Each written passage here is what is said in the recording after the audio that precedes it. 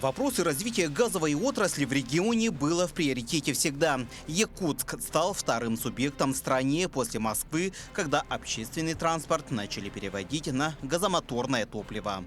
Была такая программа газомоторная еще вот с 2009 года по переходу на газомоторное топливо, именно на метан. Вот, и в связи с чем мэрия города решила приобрести, сначала попробовать, а потом, так как хорошо показала себя эта программа, и дальше внедрять ее. И вот тогда были закуплены первые автобусы на газу, далее уже в 2013-м. По словам специалистов МУП «Япак», выгода применения газомоторного топлива существенная. Вот на примере наших автобусов, если брать чисто на разнице в стоимости топлива, то в год это экономия где-то около 1 000 000 рублей на один автобус. И на сегодня сколько у вас автотранспорт работает в МУП «Япаке» на газу? На данный момент у нас 27 газовых автобусов. Вот. Надеемся, в следующем году нам должны прийти еще 40 новых автобусов, и тогда у нас 100% предприятия будут работать именно на газомоторном топливе. Действительно, в следующем году городские власти в рамках празднования столетия Якутской ССР запланировали закупить для нужд города 100 новых автобусов, которые будут ездить на газовом топливе. Об этом сообщил Айсей Николаев на площадке Петербургского международного газового форума, который прошел в начале этого месяца в культурной столице страны в городе Санкт-Петербург. На следующей неделе будет подписано соглашение при поддержке правительства Российской Федерации, конкретно Министерства промышленности и торговли. Мы сейчас выделили средства из бюджета республики, 120 миллионов рублей в качестве первоначального взноса. И будет осуществлена поставка 100 автобусов, новых автобусов для нужд города Якутска, которые будут новые, современные, российского производства и будут работать на газе. Вот, на газомоторном топливе. Автобусы поступят уже в первой половине 2022 года. При этом данное обновление будет производиться посредством реализации лизинговых механизмов, где Министерство транспорта предоставляет субсидию на обеспечение первоначального лизингового взноса, а остальные же платежи будут производиться за счет муниципального бюджета, а также средств частных перевозчиков, членов некоммерческой организации «Союз Авто». Вот, при этом хотелось бы отметить, что все приобретаемые автобусы, а это ни много ни мало 100 единиц, будут работать на газомоторном топливе.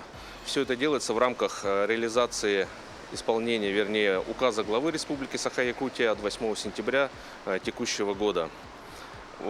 Пользуясь тем, что будут приобретаться современные городские автобусы городом Якутском в лице муниципального предприятия «Япак», планируется расширение сетки внутригородских маршрутов. Соответственно, МУП «Япак» будет входить на городские маршруты за счет расширения линейки.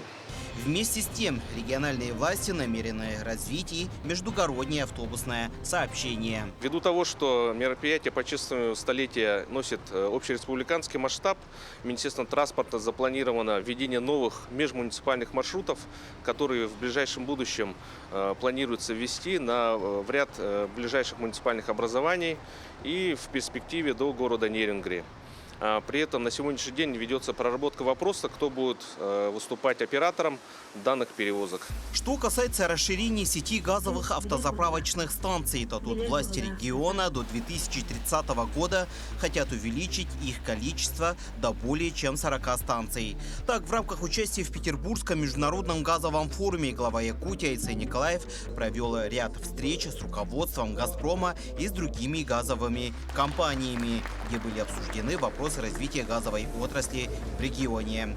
Так, делегация Якутии провела встречу с руководством холдинга «Раритек», который занимается производством, сервисом и продажей газомоторной техники. По словам министра геологии и промышленности республики Максима Терещенко, сейчас в рамках сотрудничества с данной компанией рассматривается вопрос создания и открытия сервисного центра «Раритек» уже в столице региона. Это и как техники на газобаллонном оборудовании, так и другой. Поскольку они сегодня предоставляют современные услуги, мы готовы, конечно, работать с ними на нашей территории. Компания заинтересована в развитии своих сервисов у нас. Будем вести работу уже в этом году. Ведем работу по встрече, показать, чтобы территории, где можно разместить эти площадки. Будем отрабатывать сейчас с городом Якутском. Думаю, все у нас получится.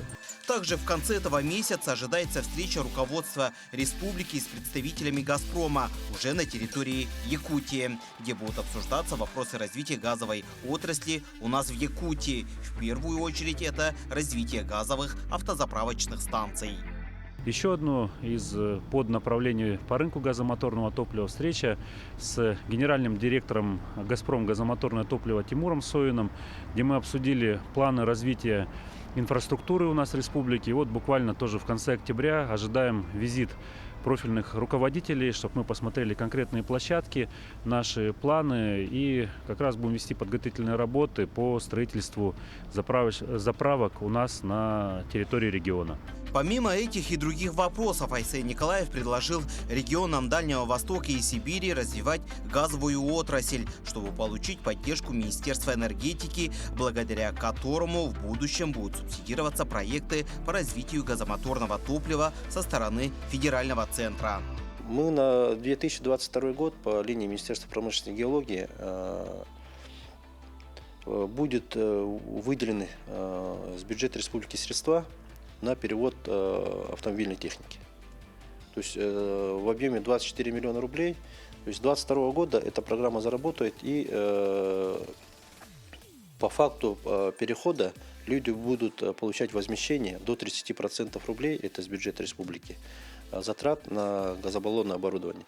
Также ведется работа с Министерством энергетики Российской Федерации, чтобы нас включили в программу развития энергетики и тем самым получили тоже дополнительное субсидирование на перевод газобаллонного оборудования автотранспортных средств. Тогда у нас, если мы попадем, нас включат данную программу федеральную, тогда житель, который будет переводить свое автотранспортное средство на газобаллонное оборудование, до 60% возмещения понесенных затрат.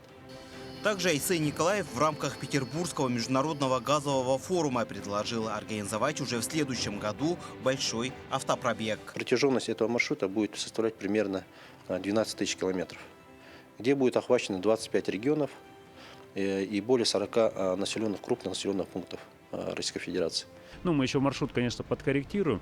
В чем суть-то этого проекта? Самое главное – показать возможности людям, что на машине с газобаллонным оборудованием можно проехать через нашу страну, а самое главное – можно значимо сэкономить.